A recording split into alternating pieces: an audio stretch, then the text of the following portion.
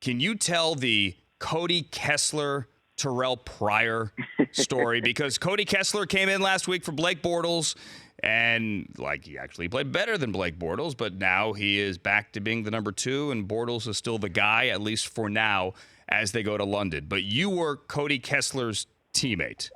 Yep. So Cody Kessler was a rookie in 2016, I believe, and we drafted him. And I think that year we had RG3, we had Josh McCown, and we had a rotating seat at quarterback of guys we bring in from time to time. Long story short, we're in a game. Somebody gets hurt. The next guy gets hurt, and somehow it's Cody's turn to go. He's a rookie, never played before. The game plan going in was not for him to play, and so he gets really, really nervous to the point that, he hasn't taken any reps. And for people that don't realize it, third-string quarterbacks, they essentially don't do anything all week because the first-team guy takes all the reps with the starters in practice, and then the second-team guy, he takes the scout team reps against the starting defense. So the third-string guy literally he does drills for a period of practice, and then he doesn't do anything for the rest of the week. So here we are when this guy is about to go in, having not taken any reps. He's a rookie, still trying to get the offense down. And it was later in the game, so I think someone was like, all right, well, look, we're not going to throw him in.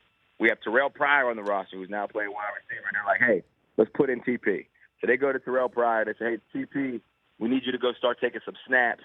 So-and-so is hurt, and I think you got to go in at quarterback. And Terrelle Pryor looks at him, and he says, I'm not going in. And they're like, what?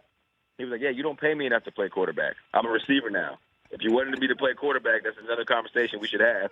But I'm a wide receiver, and that's the end of it. And everybody's mouth was kind of on the floor. All the receivers are laughing because we understood it. We're like, hey, it's true. It's right. If you want to play quarterback, that's a higher price.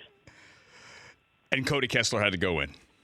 I don't know if Cody ended up going. I think Josh McCown may have toughed it out, rubbed some special sauce on his shoulder, and he ended up going back in.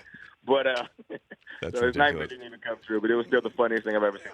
Well, I don't know if I was going to go there, but let's go there. Is that why Terrelle Pryor has had trouble hanging on to a job since he turned down what looked to be at the time a pretty darn good free agent contract to stay with the Browns?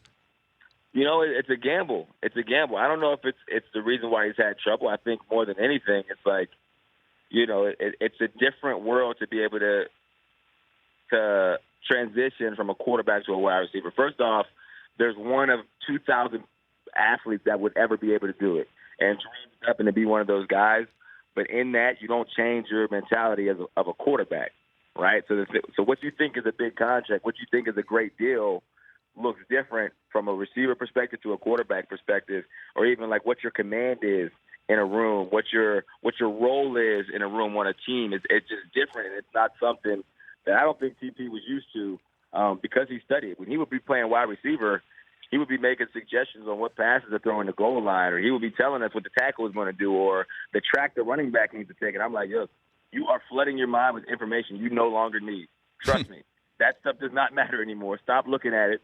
Stop looking at what the DM's doing. Stop looking at what the linebackers are doing. This is all you need to focus on. But, again, he's been taught his whole life to do it that way, and it's hard to turn off, and that's both on the field and off the field. Andrew Hawkins, one last thing I want to ask about the Rams. No one here in L.A., because we have better things to worry about right now, is thinking about them going undefeated because the last 4 games, or right now, the next 4 games, rather, Green Bay at New Orleans, Seattle at home, and then Kansas City on the road in Mexico City. The Rich Eisen Show, weekdays at noon Eastern on Audience.